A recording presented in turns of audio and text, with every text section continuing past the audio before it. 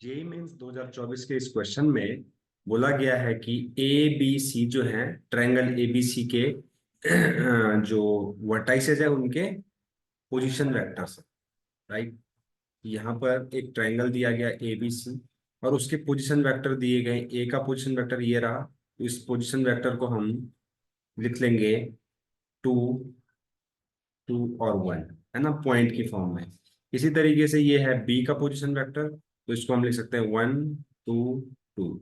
और ये जो है सी का पोजीशन वेक्टर है, तो इसको लिखेंगे 2, 1, 2, राइट।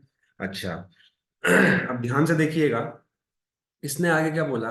L1 L2 L3 जो है length of perpendicular drawn from the ortho centre. अब इसका जो ऑर्थो सेंटर है वहां से हमने परपेंडिकुलर ड्रॉ किए हैं तीनों साइड के ऊपर। लेट से ये ऑर्थो सेंटर है, इसको हमने H बोल दिया, राइट। तो परपेंडिकुलर ड्रॉ किया हमने। लेट से मैंने इसको L1 बोला और इसको L2 बोला, इसको L3 बोला। हमको अब L1 का स्क्वायर प्लस L2 का स्क्वायर प्लस L3 का स्क्वायर फाइंड करना है। अब हमको थोड़ा सा ध्यान से देखना होगा। कभी भी अगर कोई भी ट्रायंगल दिया रहता है तो हम हमेशा पहले ये चीज चेक करेंगे कि क्या वो इक्विलैटरल ट्रायंगल है क्या, या फिर आइसोसेलेस ट्रायंगल है क्या। हमेशा हमने ये चेक करना रहता है कि वो क्या वो इक्विलैटरल है, आइसोसेलेस है। क्यों करना रहता है? क्योंकि अगर इक्विलैटरल या आइसोसेलेस रहेगा तो हमें कैलकुलेशन करने में बड़ी ही सहूलियत होगी। अब देखिए ए बी को, देखिए ए बी का लेंथ निकालिए। देखिए हमको पता है x माइनस एक्स टू का whole square plus y1 minus Y two का whole square plus z1 minus z2 का होल स्क्वायर का जो अंडर रूट होता है वो डिस्टेंस फॉर्मूला होता है। अब मैं ए बी इस वाली साइड के ऊपर अगर इस फॉर्मूले को अप्लाई करूं तो यहां से आएगा, देखो 2 - 1 का होल स्क्वायर यानी कि 1, 2 - 2 0, 2 - 1, तो इस तरीके से यानी कि √2 आ गया। अब मैं इस वाली साइड एसी पे डिस्टेंस फॉर्मूला लगाऊंगा तो √2 आएगा, बीसी पे लगाऊंगा तो √2 आएगा। अब यहां से मुझे पता चल गया कि ये इक्विलैटरल ट्रायंगल है। कौन सा ट्रायंगल है? Equilateral triangle. और इक्विलैटरल ट्रायंगल में ऑर्थो सेंटर और सेंट्रॉइड एक ही बात होती है, राइट। ऑर्थो सेंटर और सेंट्रॉइड एक ही बात होती है, मतलब इक्विलैटरल ट्रायंगल में कोई भी सेंटर हो वो क्या होता है? इक्वल ही होता है, ठीक है। तो हम यहाँ पर क्या करेंगे दोस्तों, ये जो है ना यही जी है हमारा। और हमें पता है कि कोई भी ट्रायंगल है उसमें जो सेंट्रॉइड होता है वो मीडियन के ऊपर लाई करता है। यानी कि ये जो परपेंडिकुलर हमने ड्रॉ किए हैं और ये अगर मेरे पास सेंट्रॉइड है तो ये क्या होंगे? ये मीडियन का काम करेंगे। यानी कि ये जो पॉइंट है इसको मैं डी बोलूं, इसको ई बोलता हूं, और इसको अगर एफ बोलूं, तो डी ई एफ जो है ना, बी सी ए सी और ए बी के क्या है? मिड पॉइंट्स है। मतलब डी ई एफ, हमको ये पॉइंट पता है 2, 2, 1, और ये पॉइंट भी हमको पता है 1, 2, 2। सेंट्रॉइड, अब देखिए सेंट्रॉइड कैसे निकालते हैं? 2, 1, 2। अब ये सेंट्रॉइड जी, तो जी के कोऑर्डिनेट कैसे निकालते हैं हमें पता है।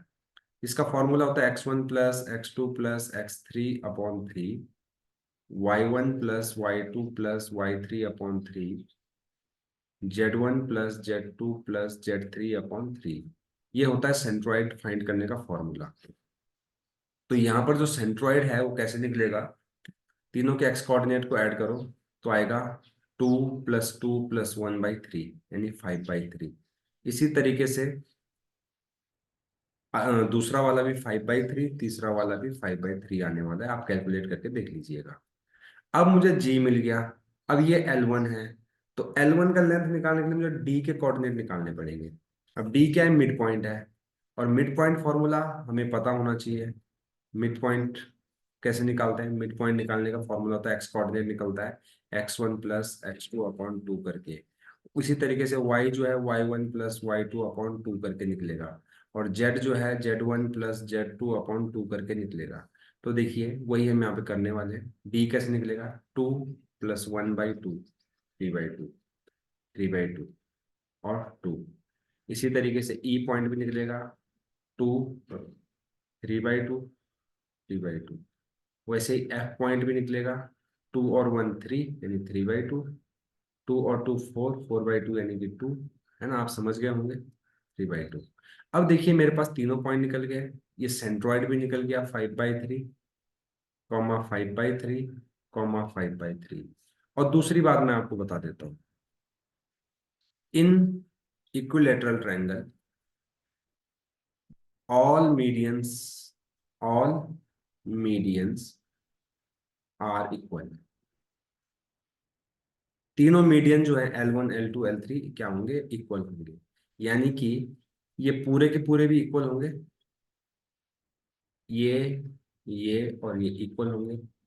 और ये L1 यहां से लेकर यहां तक, और L2 यहां से लेकर यहां तक, और ये L3 यहां से लेकर यहां तक, ये भी बराबर होंगे। क्यों होंगे? क्योंकि जो सेंट्रोइड होता है उनको 2:1 में डिवाइड करता है, तो इसका मतलब इनको इक्वल रेशियो में डिवाइड करता है। तो यहाँ से हमें क्या मिलेगा, L1 equal to L2 equal to L3। अब अगर मैं केवल L1 निकाल दूं तो वहां से मेरा काम चल जाएगा। तो L1 क्या होगा, L1 जो होगा वो होगा अंडर रूट, डिस्टेंस फॉर्मूला लगा रहा हूँ, 5/3 -3/2 का होल स्क्वायर प्लस 5/3 -3/2 का होल स्क्वायर प्लस 5/3 -2 का होल स्क्वायर। जब इसको सॉल्व किया जाएगा तो आप इजीली इसको कैलकुलेट कर सकते हैं। तो यहाँ से मैं डायरेक्टली लिख दे रहा हूँ 1/36, 1/9, 1/36, 6/36 यानी कि 1/6। अब अंडर रूट के अंदर है ना, तो एल, यही L2 होगा, यही L3 होगा। अब हमसे पूछा क्या गया, L1 का स्क्वायर, L2 का स्क्वायर और L3 का स्क्वायर। तो ये क्या होगा, 1/, इस तरीके से आप कर दीजिए, है ना। तो यहां से हमें क्या मिलेगा, 1/6 प्लस 1/6 प्लस 1/6 यानी 3/6, जो कि हो जाएगा 1/2। तो यही इस क्वेश्चन का आंसर है। इसी अप्रोच के साथ हमें किसी भी क्वेश्चन को अप्रोच कर सॉल्व करना चाहिए। जैसे कि हमने पहले देखा कि क्या ये इक्विलेटरल ट्रायंगल है, उसके बाद उसकी प्रॉपर्टी को यूज करते हुए इस क्वेश्चन को हमने इजीली सॉल्व कर दिया है, जो कि ऑप्शन नंबर 2 हमारा करेक्ट आंसर है। अगर आपको एफर्ट ये सॉल्यूशन अच्छा लगे तो प्लीज चैनल को लाइक शेयर और सब्सक्राइब करना बिल्कुल ना भूलें, ताकि हमें और भी वीडियो बनाने का मोटिवेशन मिलता रहे। Thank you very much.